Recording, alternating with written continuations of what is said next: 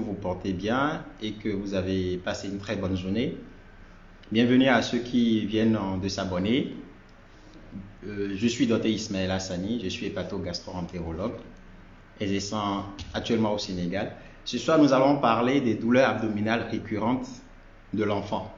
Et pour ce faire, je reçois deux invités, normalement trois, mais vous verrez plus tard, il y a Madame Debélé qui va nous rejoindre. Et il y a Dr Kevin Bedi, pédiatre, et Dr Bala Kone, qui est radiologue. Donc, Alors, n'hésitez pas à poser vos questions. Sonia, bonsoir.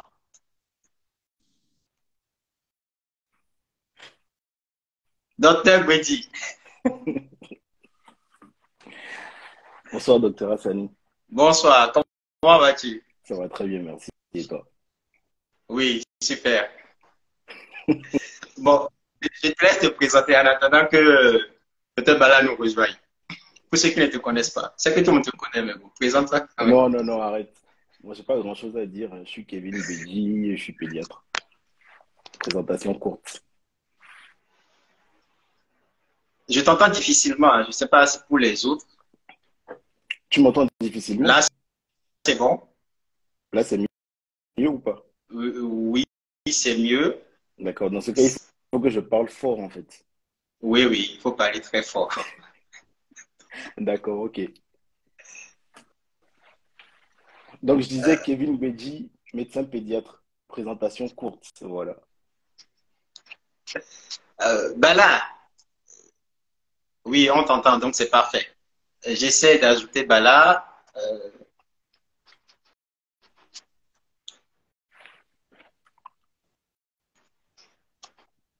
Alors,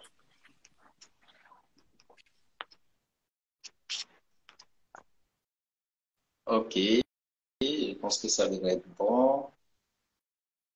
Ok. Ah, on dirait que ça filme à l'envers là. Ah, hey, Bala, Oui, comment ça va? ça va bien toi? Ça va, super. Bon, présente-toi. Présente-toi pour ceux qui ne te connaissent pas. C'est la première fois Ah, bon. qu'on fait un live ensemble. Ok. Donc, pour ceux qui ne me connaissent pas, moi, je suis docteur Kone Bala. Je suis médecin radiologue exerçant en Côte d'Ivoire. Voilà, je sais pas si tu veux que j'ajoute d'autres choses. Mais si tu es libre, hein, si tu veux ajouter autre chose.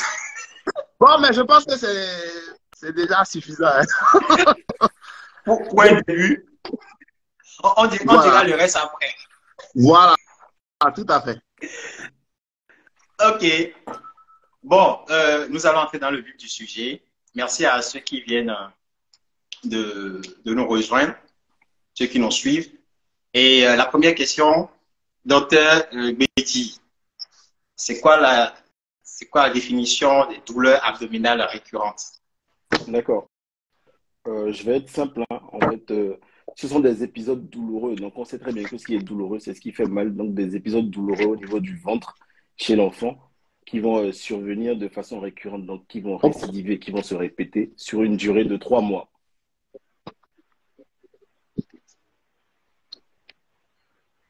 Euh,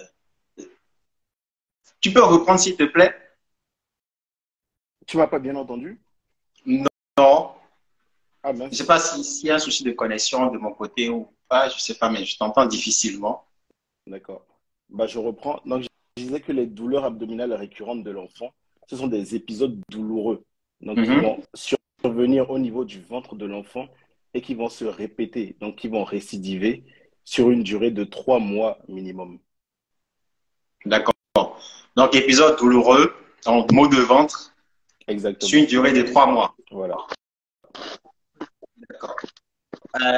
Docteur Bala, alors, en cas de Oui, douleur abdominale récurrente chez l'enfant, quels sont oui. les examens à réaliser du point de vue radiologique?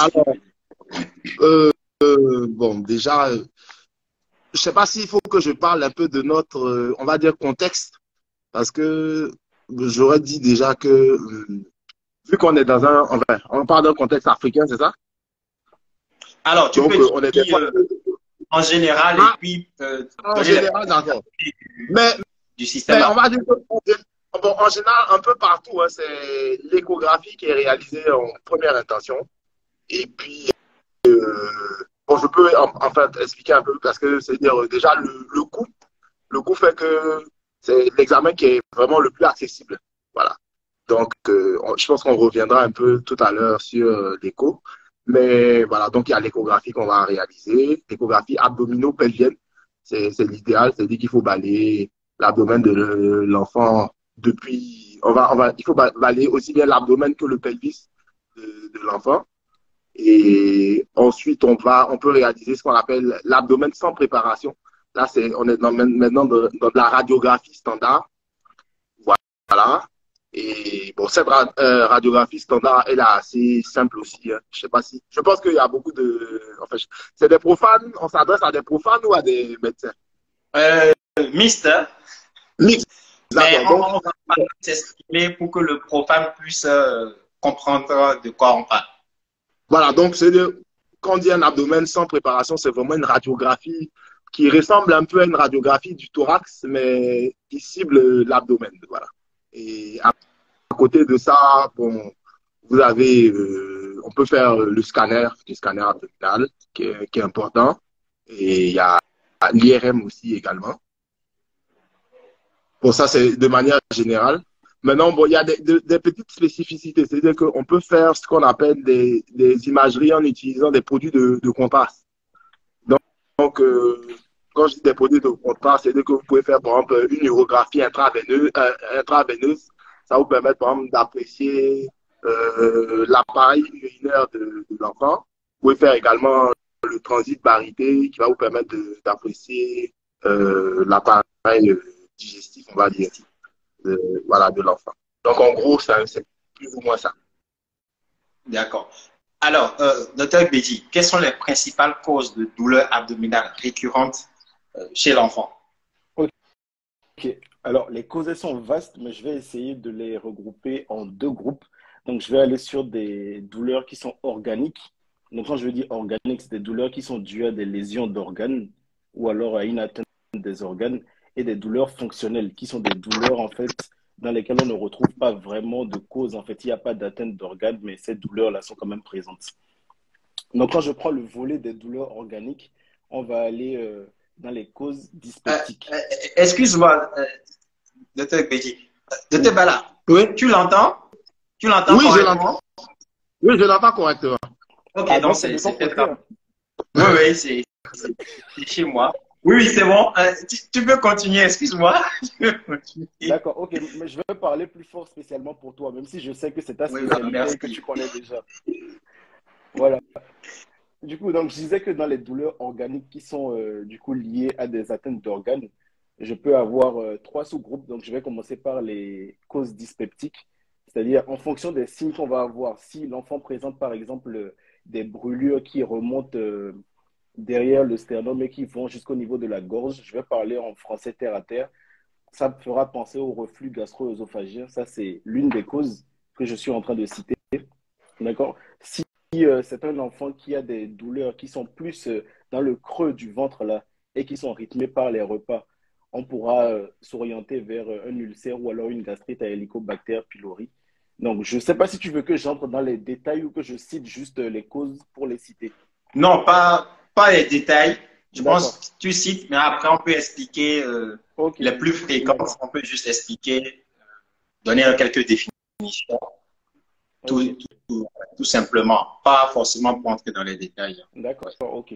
Donc, un autre, une autre cause encore, il peut s'agir de pancréatite chronique ou alors de lithiase biliaire ou d'hépatite chronique.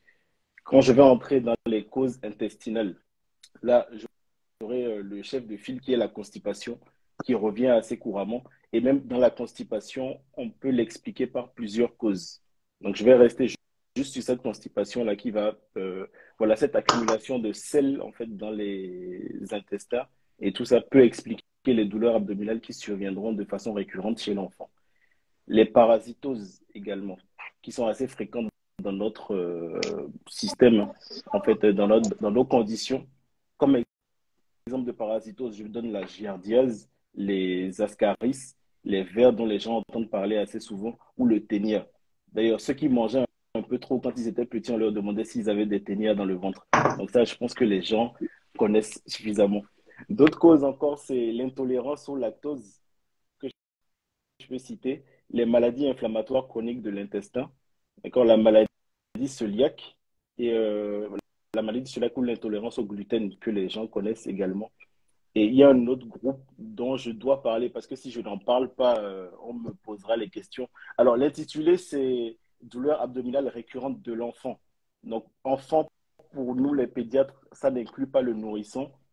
Mais bon, je sais que les gens poseront les questions sur les coliques du nourrisson. Donc, je dirais que les coliques du nourrisson, voilà, même si je les classerais beaucoup plus dans des causes fonctionnelles. Là, j'ai parlé des signes, des causes organiques, mais qui étaient intra-abdominales. On va parler des causes organiques qui sont extra-abdominales du coup. La drépanocytose, parce que les patients drépanocytaires peuvent avoir des crises douloureuses abdominales qui se répètent. La jeune fille peut avoir des kystes de l'ovaire ou alors des dysménorrhées qui vont être prises pour des douleurs abdominales qui sont récurrentes. Il peut y avoir une malformation au niveau des voies urinaires ou alors un petit calcul qui est au niveau des voies urinaires qui va donner en fait des douleurs abdominales. On peut avoir de l'épilepsie qui se manifeste en fait par des crises douloureuses abdominales suivies de somnolence. Parce que oui, il y a l'épilepsie abdominale qu'on ne rencontre peut-être pas fréquemment, mais elle existe. Et il y a l'intoxication au plomb, par exemple, qui est une des causes que je peux citer également dans les causes extra-abdominales. Je vais aborder maintenant les causes fonctionnelles. Donc, je reprends les deux grands chapeaux, causes organiques, atteinte d'organes et causes fonctionnelles, où on ne retrouve pas vraiment de cause, en fait, d'agents qui pourraient expliquer, en fait, ces douleurs-là.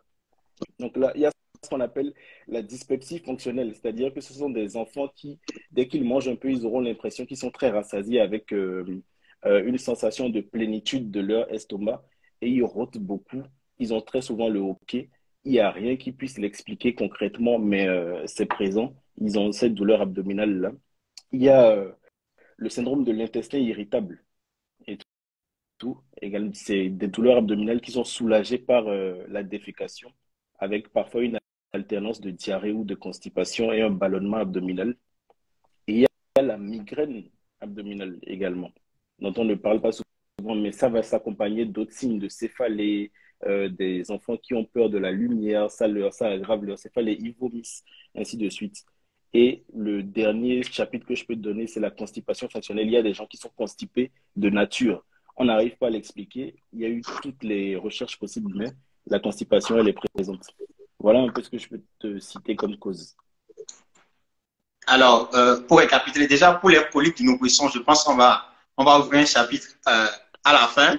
On va parler un peu des coliques du nourrisson parce que oui, on ne peut pas parler des douleurs abdominales en milieu pédiatrique et ne pas parler de coliques du nourrisson.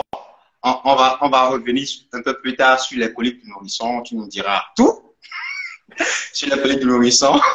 Maintenant, je vais récapituler, je fais un peu le point. Donc, douleur abdominale chronique, les causes, il y a les causes organiques et les causes fonctionnelles. Donc, organique, ça veut dire qu'il y a un organe qui est atteint. Il y a un organe qui est atteint. Et dans les principales causes, tu as parlé du reflux gastro-œsophagien. Donc, quand il y a une partie du contenu de l'estomac remonte dans l'œsophage, tu as parlé de la constipation, qui peut entrer dans le cas de plusieurs maladies. Et je pense que la définition de la constipation, tu vas me rappeler tout à l'heure un peu parce que ça dépend des âges et tout. Tu nous diras un peu la constipation pour que au moins les profanes qui nous suivent puissent avoir une idée de ces symptômes-là. Qu'est-ce que la constipation? Et tu as parlé également dans les causes organiques de l'intolérance au lactose. Et le lactose, c'est un sucre que l'on retrouve dans les produits laitiers. Donc, il y a une insuffisance de lactase. Lactase, c'est une enzyme qui permet de digérer tout ce qui est produit laitier. Donc, quand il y a une insuffisance, vous avez une intolérance au lactose parce que vous ne digérez pas bien tous les produits laitiers. Donc, intolérance au lactose. Tu as parlé de la pancréatite, c'est une inflammation du pancréas. Et dans les causes organiques, je pense que c'est... Tu as parlé également des parasitoses, donc surtout dans notre contexte, il y a des parasitoses et je pense que c'est essentiellement ça. Maintenant, dans les causes fonctionnelles, c'est-à-dire on fait toutes les explorations, on ne trouve pas de cause, il n'y a pas un organe qui est atteint, et ça dans le cadre de fonctionnel. Et tu as parlé du syndrome de l'intestin irritable, la migraine abdominale et également de la drépanocytose. Je pense que c'est essentiellement ça, non? C'est ça. Alors, il y a un volet que j'ai oublié de mentionner. En fait, ce sont les douleurs abdominales d'origine psychogène qui sont bien Oui. réelles. C'est-à-dire que, surtout chez les enfants, qu'on va retrouver, parce que un enfant qui a subi de micro-traumatismes psychologiques, comme par exemple le divorce des parents, un changement d'école, un harcèlement scolaire ou une trop grande pression qu'on exerce sur lui parce qu'on veut qu'il ait certains résultats, il va somatiser. Et ce qu'on appelle somatiser, c'est-à-dire qu'il y a un petit désordre psychologique qui s'exprime en fait par un symptôme dans le corps. Donc, on ne va retrouver aucune cause. On va même penser que l'enfant simule ou alors qu'il n'y a pas de réelle maladie, mais elle est là en fait. Du coup, c'est vraiment un gros volet. C'est très fréquent chez les petits-enfants qu'il y ait des somatisations comme ça, donc des douleurs qui sont d'origine psychogène. Ça, j'avais oublié de le mentionner. Alors, et la question tombe bien. Il y a docteur David qui demande les douleurs d'origine psychologique. On les classe où? Dans les causes fonctionnelles ou organiques? Beaucoup plus dans les causes fonctionnelles. Dans les causes fonctionnelles. Oui. Très bien. OK. Et là, on parlait on avait évoqué tout à l'heure les causes digestives et les causes extra-digestives. On a parlé des dysménorrhées. Oui. Et ménorrhée, quoi d'autre? Du kyste de l'ovaire. Et je pense que c'est ça. Donc, alors, docteur Bala, Oui. quelle est la place de l'échographie abdominale dans l'exploration des douleurs abdominales récurrentes? On a parlé tout à l'heure de l'échographie qui est l'examen pratiquement de première intention qui est réalisé la plupart du temps en cas de douleur abdominale récurrente. Alors, quelle est sa place dans l'exploration? Vraiment, moi, concernant l'échographie abdominale, je dirais que c'est l'examen de référence, on va dire. Pourquoi je le dis ainsi? C'est parce que, bon, déjà, par son caractère, ses avantages, hein. C'est un caractère non irradiant. On est chez des enfants, donc il ne faudrait pas les irradier s'il n'y a pas de nécessité. Le caractère non douloureux, c'est toujours des enfants, il ne faut pas faire mal, voilà. Pas de nécessité de sédation en général, hein, donc, et on n'a pas besoin d'injecter un produit de contraste. Vu chez les enfants, on ne sait pas forcément comment ils vont réagir. Donc, vous voyez un peu les avantages de l'échographie. Donc, vraiment, je peux vous dire, on n'a pas de contre-indication. C'est-à-dire que je vais jamais être à mon cabinet et puis on m'envoie un enfant et je dis non, je ne peux pas faire l'échographie. Il n'y a aucune raison. Il n'y a aucune raison, voilà. Et ouais, ce qu'on aime bien dans l'échographie, c'est que c'est un examen dynamique. C'est-à-dire que le patient est devant le médecin, il exerce des pressions, il arrive à savoir si cette pression déclenche une douleur. Donc, c'est vraiment un examen, on va dire, dynamique. Voilà. Donc, et ça nous permet, nous, on n'est pas limité c'est-à-dire avec l'échographie, on n'est pas limité à un organe. C'est-à-dire, on va pas être en train de regarder que le foie, on va vraiment regarder aussi bien le foie, la vésicule biliaire, passer par le pancréas, la rate, passer au niveau des reins, avoir une idée au moins de l'aspect de l'arbre urinaire. Et même si le pédiatre ne nous a pas demandé, on va regarder le volet pelvien, voir ce qui se passe. Parce que bon, chez les enfants, ce qu'on a remarqué, c'est que des fois on parle de douleur abdominale, mais en réalité, vu qu'en plus ce sont des enfants, la communication est difficile, on se rend compte que des fois les douleurs sont d'origine, on va dire, plus basse. C'est-à-dire que quand je dis d'origine plus basse, c'est-à-dire qu'on va être en train de chercher à voir s'il n'y a pas une hernie en réalité qui est installée, tout ça. Et à l'échographie, vraiment, ouais, on n'a pas de limite, quoi. Quand je dis on n'a pas, de limite dans ce terme, dans cet aspect de balayer l'abdomen et le pelvis. Voilà. Donc, moi, franchement, c'est pour ça même que je dis, en plus de ce que tous mes collègues disent, que c'est l'examen de référence pour les douleurs abdominales récurrentes. Et Donc, ça nous permet de poser les diagnostics aussi bien des pathologies infectieuses, inflammatoires, les malformations et les pathologies tumorales. Je sais pas si, j'ai pas trop entendu le thème de pathologie tumorale avec le pédiatre. C'est vrai, je n'ai pas abordé ça. Je n'ai pas voulu entrer dans ces grands détails-là, mais bon, j'aurais pu effectivement. Voilà, donc, parce que je veux dire, les pathologies tumorales ont leur place également et nous, les radiologues, on s'en rend bien compte. Et, mais bon, il y a quelques, on va dire, bon, je termine sur les avantages. Les avantages, on a le Doppler, on va dire couleur. Je sais pas si je dois expliquer, mais pas, je pense pas. Si vous voulez, ça nous permet de voir, on va dire, si vous voulez, des flux. Ça nous permet de voir des flux, on va dire, dans l'abdomen et de mieux se repérer par rapport aux vaisseaux, tout ça. Donc, ça nous permet d'être beaucoup plus précis dans certaines pathologies. Donc, on a des avantages, quoi. Je me répète un peu, c'est vrai, mais bon, j'insiste encore pour vous dire que l'échographie, voilà, c'est l'examen de référence pour moi dans l'exploration des pathologies abdominales douloureuses récurrentes chez l'enfant. Mais on a des limites. Les limites, c'est quoi? C'est que c'est un examen qui est opérateur dépendant. C'est-à-dire que, bon, quand je dis opérateur dépendant, tout le monde voit ce que je veux dire. C'est-à-dire que d'un médecin à l'autre, on peut avoir des résultats qui vont différer et voilà. Et d'une expérience à une autre, on peut avoir voilà certains résultats. Et puis une contrainte, c'est que contrairement à plein d'autres examens où on peut faire les interprétations à partir des clichés, l'échographie, on n'interprète pas une échographie à partir de clichés. C'est une interprétation, on va dire, dynamique, réelle, en temps réel. Voilà. Le radiologue doit être présent. C'est vrai que dans certains pays, ils ont développé ce qu'on appelle la télémédecine.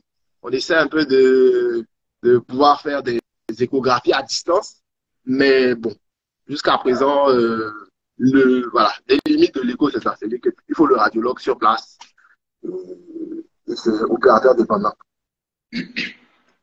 Alors, voilà, Oui. la question suivante, c'est quoi?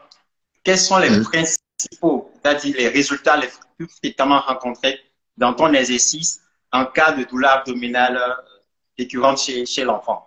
Qu'est-ce que tu retrouves la plupart du temps? Je vais peut-être t'étonner, hein, mais très souvent, l'examen abdominal est normal. Voilà. En réalité, voilà, l'examen abdominal est très souvent normal et c'est dû en fait à ce que mon cher collègue pédiatre a dit. C'est que, en fait, chez les enfants, je peux dire, en fait, selon les études que moi j'ai eu à faire, on va dire que 90% des douleurs abdominales chez les enfants sont classées, on va dire, d'ordre psychogène. Donc, et le reste maintenant vont venir ensuite l'adénolymphyte mésentérique. En fait, et je peux vous expliquer pourquoi. Parce que, en fait, vous voyez, chez l'enfant, toute pathologie infectieuse, on va dire d'origine bactérienne ou virale, très souvent peut donner une inflammation des ganglions.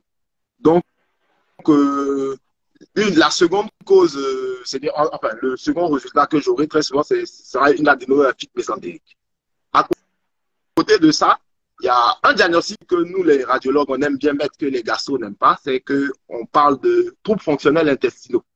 Dans nos conclusions, on va dire qu'en réalité, on a, si vous voulez, des signes, c'est-à-dire on a des stases aériques et des stases coliques, enfin des stases aériques et des stases stercorales plutôt, c'est ce que je voulais dire.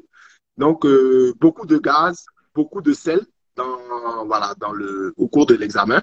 On est même gêné souvent par la présence de beaucoup de gaz. Voilà, donc, en conclusion, on a tendance à mettre, on sait que ce sont des troubles intestinaux et on se permet de dire troubles fonctionnels intestinaux. Voilà. Maintenant, donc en gros, si vous voulez, c'est vraiment les trois gros, enfin les trois.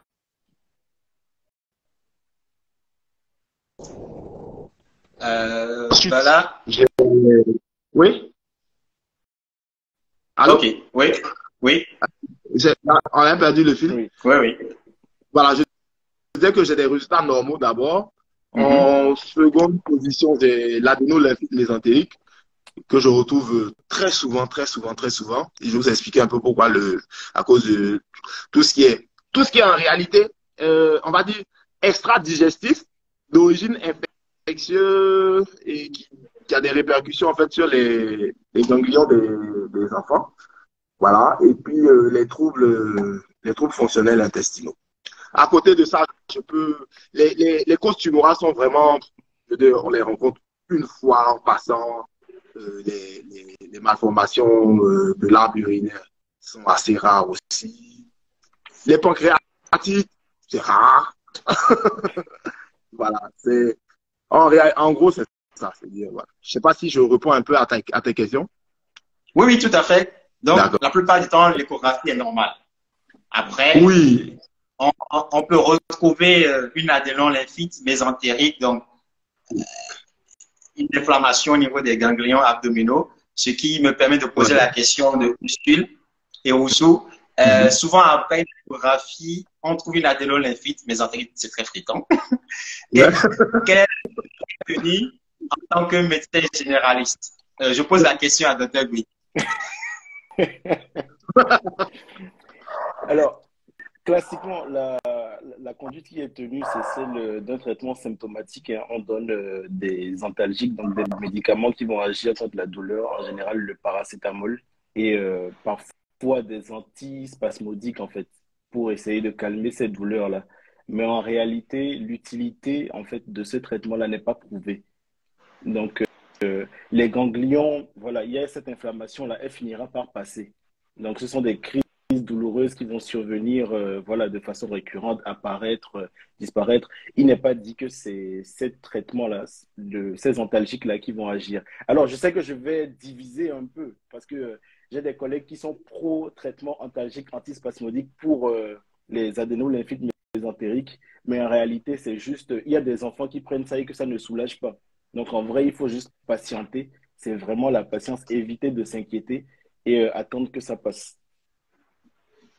Ok. Alors, Sonia qui demande, est-ce que toutes les douleurs abdominales doivent être l'objet d'une échographie? Je dirais non. Je dirais non. Docteur Goudi, je ne sais pas si tu as un complément. Je dirais non. Pourquoi? Parce que c'est pas obligatoire. Il faut examiner déjà pour avoir des orientations. Et comme docteur David l'a dit tout à l'heure, parfois l'échographie, c'est plus pour rassurer les parents. Docteur Goudi, puisque la plupart du temps, tu l'as dit, ben là, l'échographie est normale. Mais qui suis-je pour contredire le gastro-entérologue? Non, non. Et je voulais ajouter quelque chose, c'est que nous, les radiologues, on parle c'est-à-dire que quand on reçoit les bulletins de radio pour les échographies, nous, on appelle ça les indications réflexes. C'est-à-dire, le médecin n'a certainement pas pris le temps d'examiner. Il a juste posé 2-3 questions, il a demandé l'échographie. Douleur abdominale. Et nous, on appelle ça. Voilà. Et il nous précise rien. Voilà.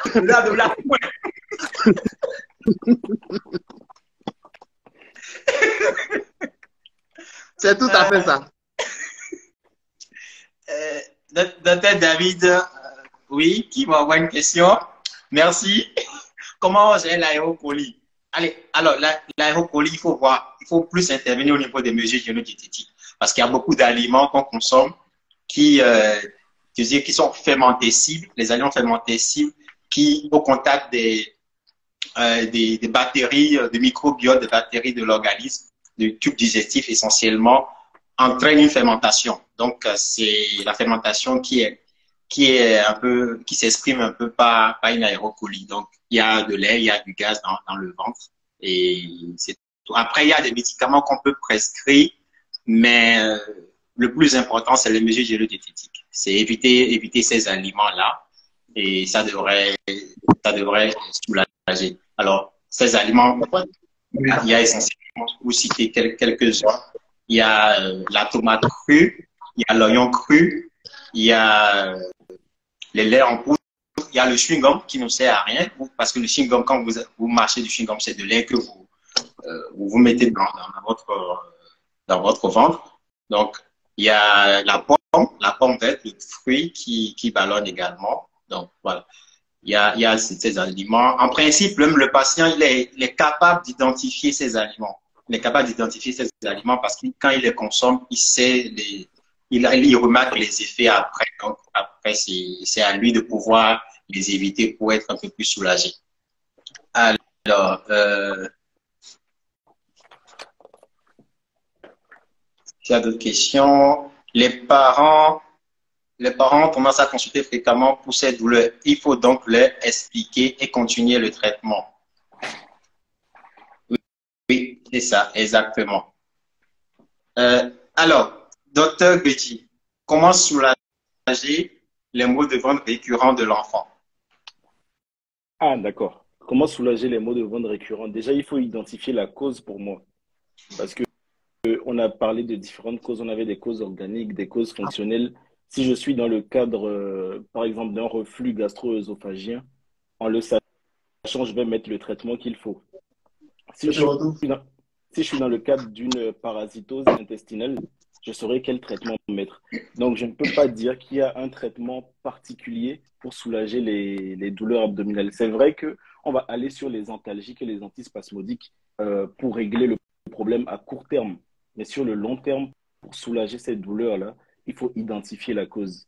Et si je suis dans le cadre d'une douleur d'origine psychogène, alors là, c'est là où c'est beaucoup plus délicat parce que ce n'est pas une question de traitement médical simple. Ce ne sont pas juste des comprimés qu'il faut donner à l'enfant ou alors voilà un petit sirop qui va soulager sa douleur. C'est vraiment une psychothérapie de soutien et comprendre en fait quel est l'élément en fait qui est déclencheur de cette douleur abdominale. Du coup, volet traitement, si je dois l'aborder, je vais devoir prendre chaque sous-diagnostic, chaque cause et détailler le traitement. Si tu m'autorises à le faire, je le fais. Non, non, je pense que ce sera tellement long. Ce sera, ce sera trop long. Sauf si on peut prendre, bon, si tu as dans ta pratique, s'il y a la plupart des causes, on peut juste prendre une, deux causes et dire ce qu'il y a lieu de faire, mais pas parler de toutes les causes. On a vu que les causes sont assez vastes, donc on va Oui, pas, et on sait forcément que c'est au cas par cas. C'est au cas par cas parce que un enfant peut être soulagé par tel antispasmodique alors que tu mets le même antispasmodique chez un autre enfant, il n'est pas soulagé. Donc, c'est voilà, toujours des traitements personnalisés.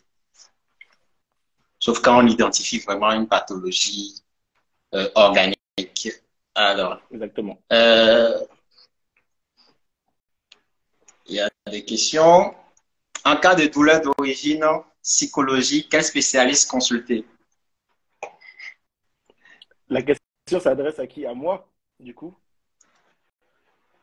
Alors, Oui. en général, en général, je dis toujours que la prise en charge d'un enfant ou alors la prise en charge d'un être humain en général est pluridisciplinaire.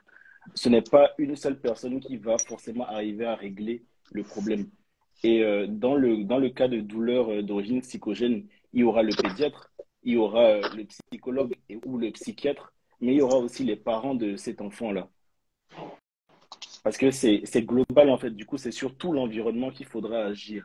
Si l'enfant a été traumatisé par la séparation des parents, il y a un syndrome de stress, de stress en fait qui est là, post-traumatique. Donc, il faudra déconstruire petit à petit par des séances de psychothérapie, des séances de relaxation, parfois de l'hypnose qui est de plus en plus utilisée et un traitement médical aussi qui pourra s'y ajouter.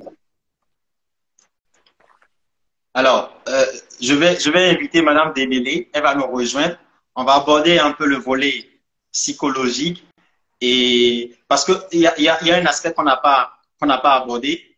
Il y a ces douleurs abdominales récurrentes sont responsables d'un fort taux d'absentéisme. Donc, il y a des conséquences sur la vie scolaire des enfants. Et on va en parler tout à l'heure avec Madame Dembélé. Docteur David qui demande des idées de remèdes naturels pour les parents qui veulent du bio. Dans quel cadre? Alors, je vais, je sais pas, Mais docteur Madame. David n'a pas le droit de poser de questions. Vraiment, docteur David. Comment prévenir chez l'enfant les douleurs dues à une adénolymphique? Madame Dembélé, bonsoir. Bonsoir. Bonsoir. J'espère que vous vous Bonsoir. portez bien. Je, Euh, Ça va, je suis un peu grippée. J'espère que vous m'entendez. oui, D'accord, ça va. je, je vous laisse vous présenter. Alors, je me présente. Je suis Khadijatou Konaré Dembélé. Je suis psychologue clinicienne à l'hôpital principal de Dakar, au pavillon France. Alors, merci de nous rejoindre.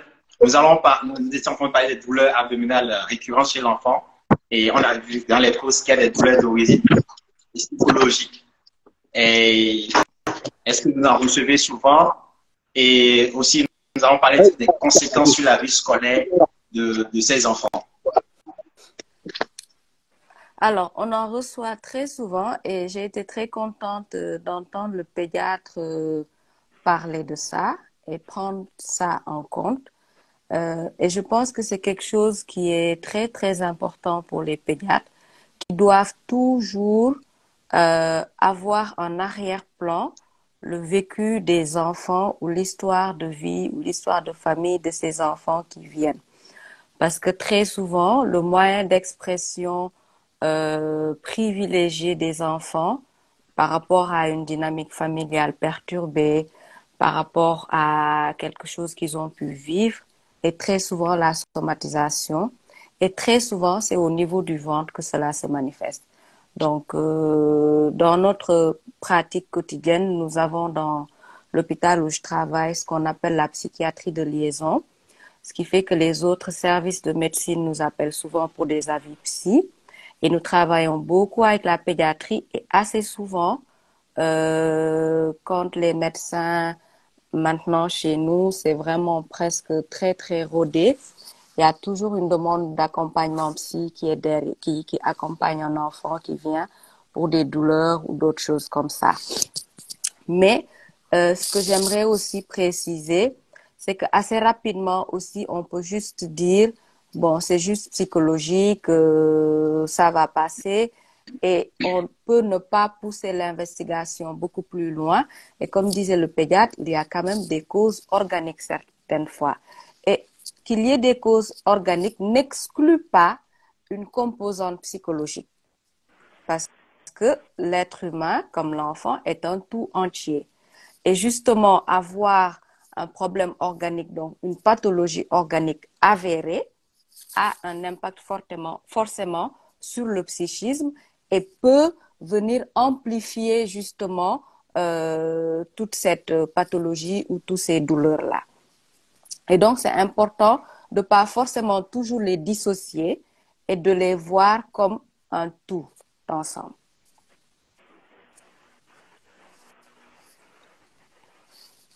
Alors, vous avez parlé aussi d'absentéisme et autres. C'est très, très important parce que par rapport à ces douleurs-là, qu'elles soient diagnostiquées ou non diagnostiquées, elles constituent un frein euh, à l'épanouissement de cet enfant-là qui, pour des besoins d'avoir un diagnostic, doit peut-être très souvent se rendre à l'hôpital, doit peut-être très souvent rester alité, doit peut-être, quand il est à l'école, devoir demander une permission ou rater certains cours. Et on sait que les enfants, à ces âges-là, dans l'enfance jusqu'à l'adolescence, hein, jusqu'à l'âge pré-adulte, ont besoin d'appartenir à un groupe. Et donc, ces douleurs qui peuvent être chroniques, qui peuvent être récurrentes, peuvent avoir un impact dans la construction de leur image de soi, parce que pouvant se vivre un tout petit peu différemment des autres. Les enfants, souvent, entre eux, peuvent être très durs.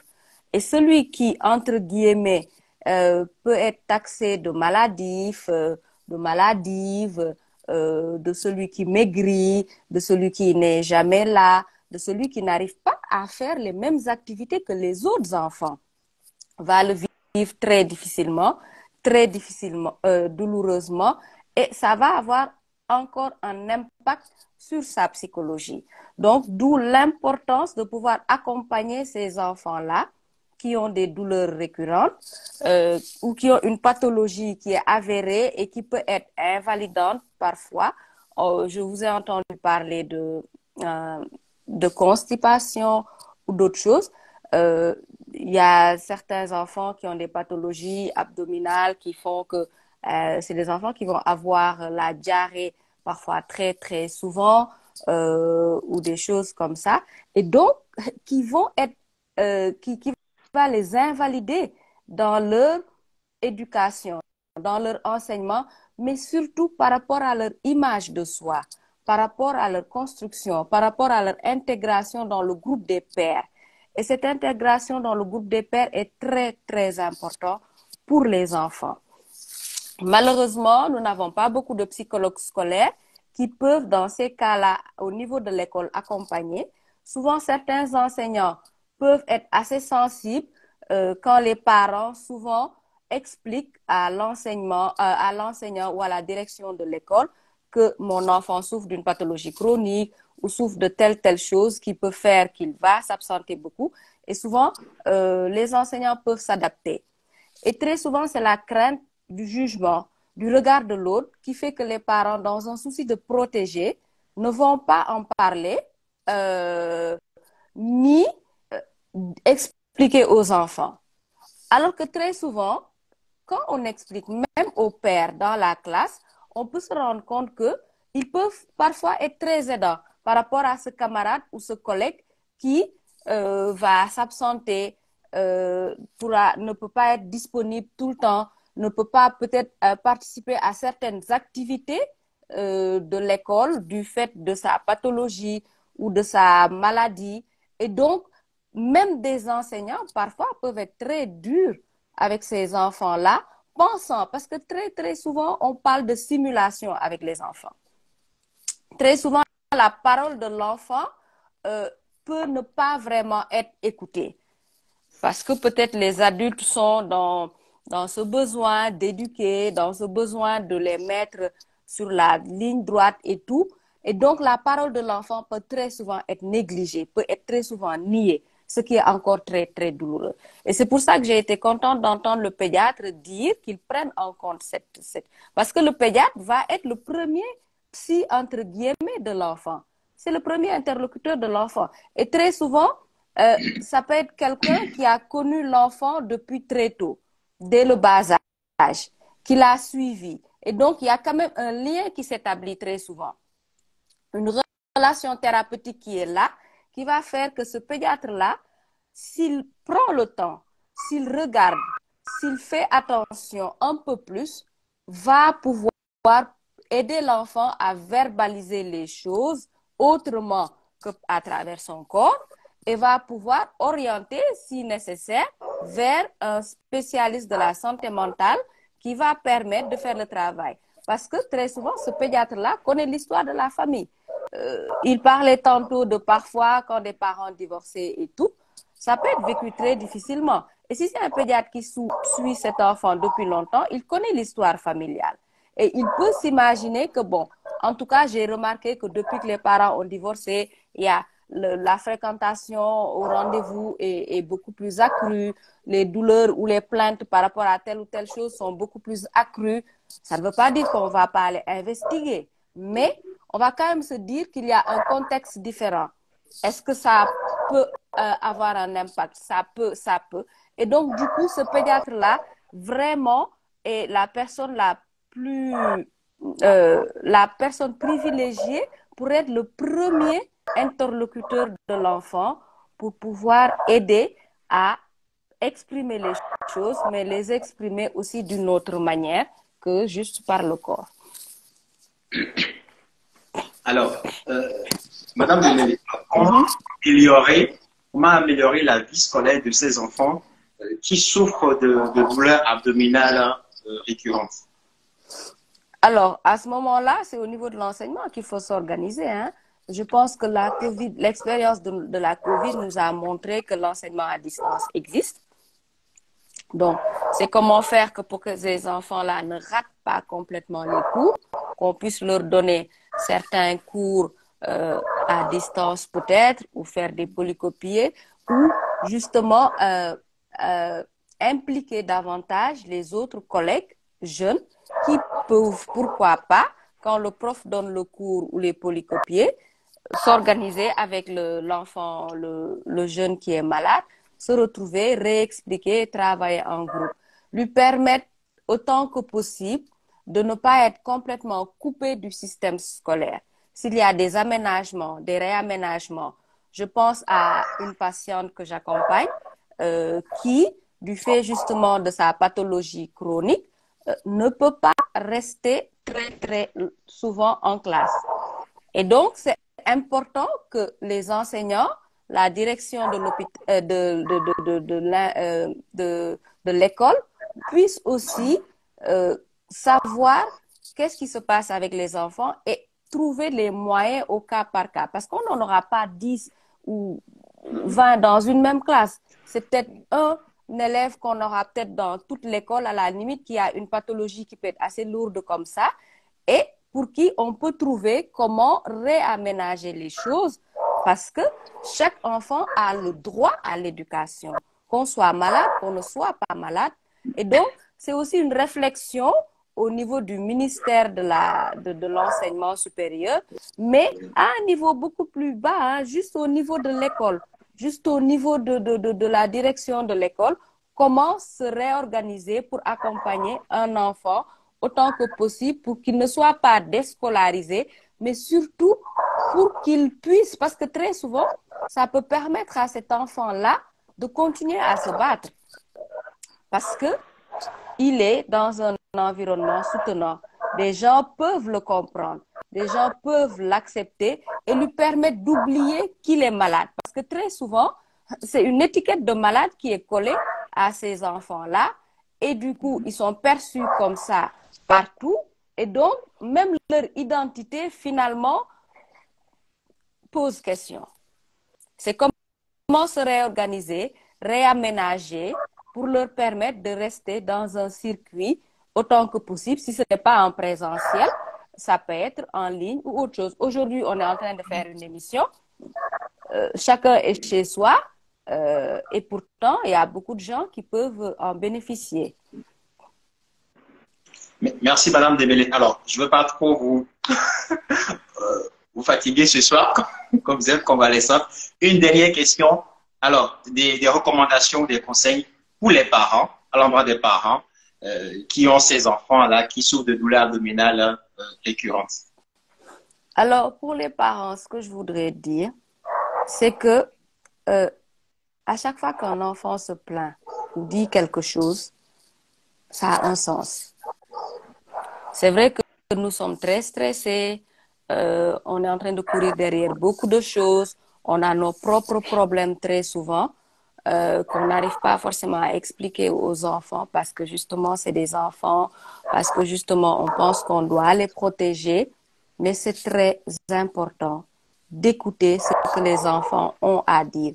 J'ai bien aimé, j'ai vu dans les commentaires quelqu'un qui a dit on fait la radio pour rassurer les parents. Oui, pas de souci, on peut faire une radio pour rassurer les parents. Mais en même temps, on envoie un message à cet enfant. On est en train de lui dire, même si on n'a pas une hypothèse plausible qui nous dit qu'il faut aller vers la radio, en faisant une radio, on est en train d'envoyer un autre message à l'enfant. On est en train de lui dire, on prend en compte ta douleur, on prend en compte ta parole et on est en train d'essayer de voir qu'est-ce qui se passe. Même si on est quasi sûr que la radio va revenir normale, mais on aura donné du poids, du crédit à ce que cet enfant-là a dit. Et c'est le premier pas pour aller vers cet enfant-là, pour l'écouter et pour lui apporter un soutien. L'autre chose que je voudrais dire, si vous me le permettez, oui, c'est les médecins, les pédiatres. Je sais que vous êtes de grands, comment je vais dire, de grands médecins, de grands esprits, que vous êtes très débordés, que vous n'avez pas beaucoup de temps, mais je vous assure que prendre le temps, même pendant qu'on est en train d'ausculter l'enfant, de lui parler, de lui demander comment ça se passe à l'école, et tes amis, et quelles sont tes activités, quels sont tes hobbies, je vous assure, avec juste ça, vous pouvez faire un diagnostic. Vous allez avoir énormément d'informations, juste comme ça. On a parlé de harcèlement, on a parlé d'abus. Il y a énormément de choses que les enfants vivent et qu'ils ne savent pas dire et que leur corps va se charger d'exprimer. Et le corps de l'enfant, quand il s'exprime, eh ben, le premier interlocuteur, c'est le pédiatre. Donc, le pédiatre doit avoir ce temps-là, doit trouver ses moyens d'avoir cette connexion avec les enfants et d'aller au-delà de ça et de pouvoir dire, ah, mais comment ça s'est passé? Ah, mais s'intéresser juste en fait à l'enfant. Et ça va lui permettre de pouvoir s'ouvrir. Très, très souvent, vous allez être surpris. Les pédiatres, quand ils nous envoient des bons de liaison, ils ont découvert énormément de choses. Et ils nous disent, ah, il faudrait, je pense à Dr Alice qui travaille avec nous à Principal. À chaque fois qu'elle m'appelle, elle me dit, Madame Dembélé, je pense qu'il y a un problème dans cette famille-là. Le père ne rentre jamais. Ou j'ai remarqué que l'enfant, quand il est hospitalisé, je vois plus la mère. Ou quand le père arrive, la mère, je la vois dehors. C'est des petits signes comme ça qui peuvent aussi après vous alerter un peu sur la dynamique familiale. Évidemment, on ne vous demande pas d'aller faire ça, ce n'est pas votre boulot d'aller le travailler, mais quand même, ça vous donne quelques tuyaux, quelques intuitions, et vous vous dites, bon, ok, est-ce qu'il n'y aurait pas des choses en plus de ce côté-là qu'il faudrait peut-être voir aussi? Et comment aussi encore accompagner les jeunes qui ont une pathologie organique avérée, avec un diagnostic posé, mais les accompagner justement à ce que ça ne soit pas quelque chose qui les, entre guillemets, les invalide encore plus que la pathologie. Bon, je parle beaucoup, j'espère que je n'ai pas pris trop de temps. Non, non, c'est excellent. Je pense que c'est très instructif. Merci beaucoup, Madame Dembélé. Vous restez avec nous, Madame Dembélé? Oui, je suis encore là. Oui, restez avec nous. Il y a une question. Il y a une question pour Dr Béji. C'est quasiment un cas clinique. Oui. Alors, douleur abdominale souvent postprandiale récurrente chez un enfant de 9 ans, persistant après 2 traitements, siméticone et trimébutine. Une échographie a été faite, notifiant une importante stase pécorale. Que faut-il envisager comme traitement? Bon. Alors, j'ai ma petite idée par rapport à ça, mais j'ai un principe, c'est de toujours examiner un enfant, le voir, discuter avec lui, discuter avec les parents avant de me prononcer. Du coup, même si j'ai quelques pistes, je ne peux pas donner de conduite à tenir sans avoir vu cet enfant-là. Désolé de ne pas pouvoir donner d'autres suites. Tout à fait, merci. Alors, on va parler des coliques du nourrisson. Rapidement, Dr Betty, coliques du nourrisson, définition et comment soulager ces coliques en conduite à tenir D'accord. adressée aux parents. D'accord, donc j'y vais rapidement. Les coliques Oui. du nourrisson, en fait, on n'a pas pu trouver de cause réelle, mais en fait, ce sont des crises de pleurs inexpliquées qui vont survenir en général un peu après les repas, mais la plupart du temps dans l'après-midi ou en fin de journée. D'accord? Et je parle souvent de la règle des trois, c'est-à-dire qu'il va y avoir ces épisodes au moins 3 fois par semaine. Et c'est en général entre 3 semaines et 3, 4 mois. D'accord? Mais c'est vraiment des intervalles qui peuvent varier parce que le nourrisson peut présenter ça plus tôt comme un peu plus tard.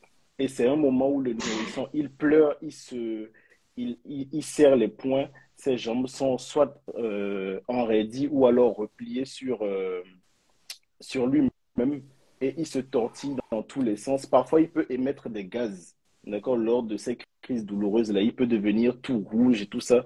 Et les parents sont souvent déconcertés, ils ne savent pas ce qu'il faut faire. Alors, on entend un peu de tout. On vous dira, il faut changer son lait, il faut lui donner tel médicament. Mais en réalité, on n'a pas pu trouver de traitement efficace sur les coliques. Ce qu'il faut faire, ce que je recommande en tout cas aux parents, c'est de bercer le bébé. D'accord? Soyez patient. C'est vrai qu'en tant que parent, on peut avoir l'impression d'être incompétent ou alors s'énerver quand l'enfant présente des coliques. mais il faut être patient avec lui, le bercer. Si vous avez un véhicule, vous pouvez aller vous promener avec lui. Souvent, quand on les emmène prendre de l'air, ils sont comme si de rien n'était, en fait. C'est comme si ça disparaissait. Vous pouvez masser délicatement son abdomen dans le sens des aiguilles d'une montre, d'accord? En faisant des mouvements comme ça, dans le sens des aiguilles d'une montre, vous pouvez replier ses jambes sur son ventre ou faire quelques mouvements de pédalage, en fait, pour l'aider. Mais en réalité, il faudra juste être patient.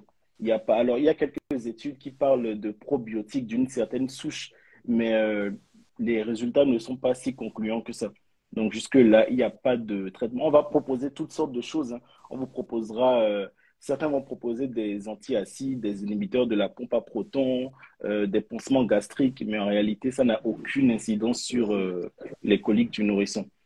Et les mamans, il faut éviter surtout de communiquer votre stress au bébé. C'est dur, hein, c'est dur en tant que nouveau parent, quand c'est le premier bébé et tout, quand il pleure, comme je disais tout à l'heure, le parent peut se sentir incompétent, se dire qu'il n'arrive pas à calmer son enfant et tout. Donc, il faut juste, quand vous n'y arrivez pas et que vous sentez que vous êtes à bout, passez le relais. Si c'est la maman, passez le relais au papa, sortez prendre un peu d'air et revenez quand vous vous sentez mieux. Parce que si vous êtes mal, le risque, c'est quoi? C'est que vous vous énerviez, que vous secouez le bébé, ce qui est fortement déconseillé et qui est d'ailleurs puni par la loi. Il ne faut pas secouer le bébé parce que vous entraînez des conséquences neurologiques. Bon, je déborde un peu du sujet, mais j'avais besoin de dire ça en fait. Donc, c'est vraiment la patience parce que les enfants absorbent tout. On ne s'en rend pas compte, on se dit non, ils sont tout petits, ils ne comprennent rien, mais ils absorbent tout. J'espère que j'ai répondu. Oui, oui, tout à fait. Précis, concis et bref. Et le tête David qui complétait les mamans et les papas aussi, oui. Il a dit. Surtout les papas, parce que là, il faut savoir que les femmes sont épuisées, hein. Porter l'enfant pendant 9 mois, accoucher, elles mettent leur vie en danger pour donner la vie. Et par la suite, en fait, il y a eu toutes ces modifications hormonales de l'organisme. Elles ont besoin de repos. Parce que ce qu'on n'aborde pas, après, j'espère qu'il y aura d'autres lives sur ça, la dépression du postpartum. Parce qu'on la néglige, mais elle existe. Les femmes encaissent beaucoup. Donc, après la grossesse, là, franchement, les papas, s'il y a des papas qui regardent ce live-là, traitez-les même plus que des reines. Voilà. Il y a un dernier cas clinique. Oui. Comment prévenir les douleurs liées à l'adénolymphite mésentérique, sachant que la petite est asthmatique et souvent enrhumée?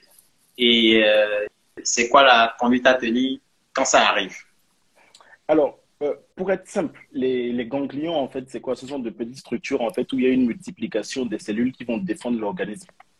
Donc, sachant qu'on ne peut pas éviter les microbes, il y aura toujours en fait nos cellules de défense immunitaire qui vont se multiplier et tout et qui vont entraîner une petite inflammation au niveau des ganglions.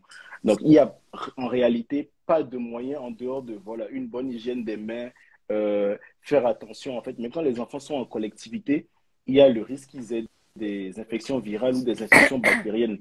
On n'est pas à l'abri de tout ça. On est toujours exposé en fait. Donc, il y a pas vraiment de moyen d'éviter cela. Le seul moyen que je vais vous recommander, c'est voilà, l'hygiène des mains et puis une bonne hygiène de vie, de bonnes habitudes alimentaires. Bon, ça, c'est plus pour les douleurs abdominales, mais il n'y a pas de moyen concret de prévenir en fait cette adénolymphite. Très bien. Merci beaucoup, Dr. Betty. Je pense qu'on est à la fin au thème de Déjà? notre live. Yeah? Ah, c'est passé vite. Pardon? C'est passé vite. Super vite. Oui, on a fait 1 heure quand même. On a fait 1 heure de live. Et il y a Dr. Bala qui est absent. J'espère qu'il va nous rejoindre au moins pour qu'on puisse fermer la session. Ah, mais on a Madame oublié, Dembélé. je pense, Pardon? on a oublié Oui. les signes d'alarme. Je pense Oui, qu'on n'en a pas oui, parlé. oui. Une dernière question, effectivement. Quand s'inquiéter? Parce qu'il y a des causes, disons, graves, en griffe, des urgences. Alors, quand s'inquiéter en cas de douleur abdominale récurrente chez l'enfant? D'accord. Bon, déjà, je ne vais pas dire aux parents de ne pas s'inquiéter parce que si votre enfant a des douleurs abdominales, il faut vous inquiéter. C'est juste qu'il y a des degrés d'inquiétude. Donc, il faut toujours l'écouter. Maintenant, ce qui va vous alarmer, si c'est une douleur qui est quasi constante, donc permanente et surtout nocturne, il faut s'en inquiéter. Si c'est un enfant qui a des vomissements qui sont verts, par exemple, ou alors des vomissements sanglants, s'il y a des émissions si vous retrouvez du sang dans les selles, il faut que vous vous inquiétiez. Si en touchant son ventre, vous sentez qu'il y a une masse inhabituelle, vous devez vous en inquiéter. Si il a très mal et que la douleur est différente de ce qu'il présente d'habitude, vous devez vous inquiéter et consulter. D'accord? Si l'abdomen est trop ballonné et que vous ne comprenez pas trop, vous devez vous en inquiéter. Si avec les douleurs abdominales, l'enfant présente de la fièvre, ou alors il y a une perte de poids qui est involontaire, parce que bien évidemment, il ne souhaite pas perdre du poids, mais vu qu'il n'arrive pas à s'alimenter, il perd du poids, vous devez consulter. Si il a des douleurs articulaires, ou alors il y a une apparition de boutons sur le corps et tout ça, pensez à consulter. Dès qu'il y a le moindre événement qui est inhabituel en vrai, parce qu'en tant que parent, vous connaissez votre enfant. Du coup, si vous remarquez qu'il y a quelque chose qui vous inquiète, il n'y a pas de consultation. C'est vrai que parfois, le médecin peut être agacé ou alors par, je vais dire, inattention, dire de façon inappropriée, oui, vous avez consulté pour pas grand-chose et tout. Mais non, dès que vous avez la moindre inquiétude, pensez à consulter. Et ce qu'il ne faudra jamais dire à votre enfant, même si votre médecin vous l'aurait dit, c'est de lui dire qu'il n'a rien.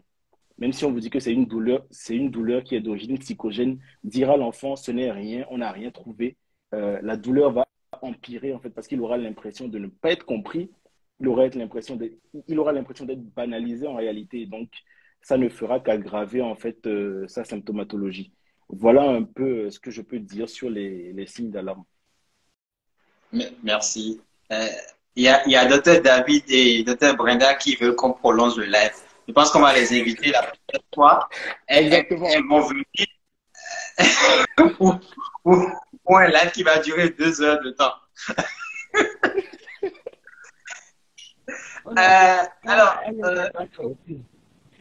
Oui, on n'a pas fini de répondre aux questions de Dr David. On va répondre plus tard à tes questions. Merci, Bala. Madame Dembélé, merci beaucoup. Merci pour votre disponibilité. Alors, Elle est là. Elle arrive. Docteur Bala, je pense que c'est de ton côté. Oui, là, c'est bon. Oui, Madame Dembélé. ok. Alors, en tout cas, je vous remercie beaucoup. Et ce que je tenais à dire, autant pour les enfants que pour les adultes, quelqu'un qui vient avec des plaintes et qu'on lui dise, vous n'avez rien, c'est de toute façon quelque chose à bannir. Maintenant, c'est vrai qu'on va faire des analyses, et on va se rendre compte que c'est normal. On va rassurer la personne en lui disant, ah, on a fait des investigations, on a recherché ça, ça et ça, mais à ce niveau-là, tout est OK, tout est normal. Donc, c'est rassurant qu'il n'y a pas de problème de telle chose ou de telle autre chose. On va investiguer encore, on va voir. Et ça, c'est très, très, très important. Quand vous parlez de la colique des nourrissons, je pense que autant les nourrissons que les enfants, quand on les prend en charge, c'est d'abord les parents qu'il faut prendre en charge, en fait. Moi, quand je reçois des enfants en consultation, la première fois qu'ils arrivent, je les reçois jamais seuls. Je les reçois toujours avec le parent. Parce que très souvent, si on arrive à rassurer le parent, à enlever le stress du parent, à donner des réponses aux parents, on va avoir de meilleures chances d'arriver à quelque chose avec l'enfant. Et comme vous le disiez, par rapport aux coliques chez les bébés, c'est quelque chose de vécu très, très difficilement parce qu'on est dans une société africaine, sénégalaise particulièrement, où on pense que l'instinct maternel, oups, c'est un claquement de doigts comme ça, alors que la maman et le bébé doivent s'ajuster. On a idéalisé cet enfant, on l'a fantasmé dans notre tête pendant la grossesse, on s'est fait plein de films, on a vu d'autres personnes, d'autres expériences et d'autres choses. Ce n'est jamais la véritable réalité. Quand l'enfant naît, il n'est plus l'enfant fantasmé, il est l'enfant réel qui est là. Et dans la réalité, c'est un bébé qui va arriver, qui va hurler, qui va pleurer, qui quand il va téter, bah, ça va faire mal quand on lui donne le sein au début. C'est toutes des choses entre guillemets, qui peuvent être désagréables, auxquelles on n'était pas forcément préparé et auxquelles il faut s'adapter. Et on nous demande de nous adapter à ça sans broncher, sans se plaindre, parce qu'on doit être une mère et qu'on doit de facto connaître les besoins de l'enfant, les demandes de l'enfant, les satisfaire, parce que c'est ça qui prouve qu'on est une bonne mère. Et donc, vous imaginez quand on a un bébé qui fait des coliques, qui pleure, sans qu'on ne sache pourquoi le bébé pleure, on a donné le sein, on a massé, on a changé les couches, on a donné une douche parce qu'on pense qu'il a chaud ou des choses comme ça et que ça n'évolue pas, ça vient questionner notre capacité à être une bonne mère. Et donc, c'est comment rassurer ces mamans-là pour leur permettre justement de pouvoir s'ajuster avec leur enfant et de savoir que quand le bébé pleure, ce n'est pas forcément parce qu'on a failli quelque part ou parce qu'on ne sait pas faire quelque part. Et c'est là où les pères sont très importants. Quand on parle de tiers séparateur, c'est pas pour rien. Et donc, le père, il est au début, il est pendant et il est après. C'est pas juste à la conception, mais ils sont là tout le long et ils ont leur rôle à jouer. Très souvent, ils ont peur, ils pensent qu'ils ne sont pas compétents ou qu'ils ne sont pas forcément habilités à le faire.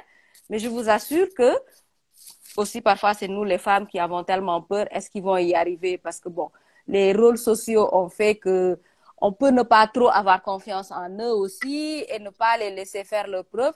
Mais je vous assure que si on les laisse faire, ils sont très débrouillards, hein? Ils s'en sortent d'ailleurs très, très, très bien. Moi, je sais que, en tout cas pour mon expérience personnelle, pour la petite anecdote, c'est mon mari qui est arrivé à calmer mon fils mieux que moi. Il le faisait très bien et je me gênais de toute façon pas quand il hurlait. Il attendait même pas que je lui donne. Il le prenait, il arrivait à le faire calmer. J'en étais même verte de jalousie à un moment, mais puis après, finalement, je me suis dit, bon, ça me permet de dormir. Donc voilà. En tout cas, merci beaucoup de m'avoir donné l'opportunité d'intervenir et bah, à bientôt, j'espère. C'est toujours un plaisir, Madame Debele. C'est toujours un plaisir. Merci beaucoup et portez-vous bien. Merci. Au revoir. Docteur Bala? Oui, Oui. Mot de fin? bon, je vais remercier tous ceux qui nous ont suivis tout au long de ce live. J'espère que ça a été très instructif et j'espère qu'on va avoir d'autres lives tout le temps et que ça va bien se passer. Merci. Merci beaucoup, Bala. Merci pour ta disponibilité. Je te laisse conduire tranquillement et on se dit à Merci. très bientôt. À très bientôt. Allez, bonne soirée à toi. Docteur Bedi, mot de fin? Et si je n'ai pas de mot de fin, je veux que le live. Pardon? Je veux pas que le live prenne fin, donc j'ai pas vraiment de mot de fin. Oui, tu n'es pas seul. Tu n'es pas seul. Mais toutes choses arrivent. Effectivement. Non, bah, je te remercie, toi en particulier déjà, et puis je remercie tous ceux qui ont suivi le live et qui ont posé des questions. Et j'espère que là, les gens vont prendre conscience qu'il faut être beaucoup plus patient avec les enfants, les écouter, et que la prise en charge, en fait, doit être pluridisciplinaire et qu'elle implique aussi les parents et l'entourage de ces enfants-là. Parfait. Merci beaucoup. Merci à tous ceux qui nous ont suivis. Merci à tous nos collègues. Docteur David, merci. Docteur Bretla. Merci à tous ceux qui nous ont suivis, à tous les intervenants. Vous pouvez retrouver le live en replay sur la page. Et je vous dis bonne soirée et à bientôt. Ciao. Ciao.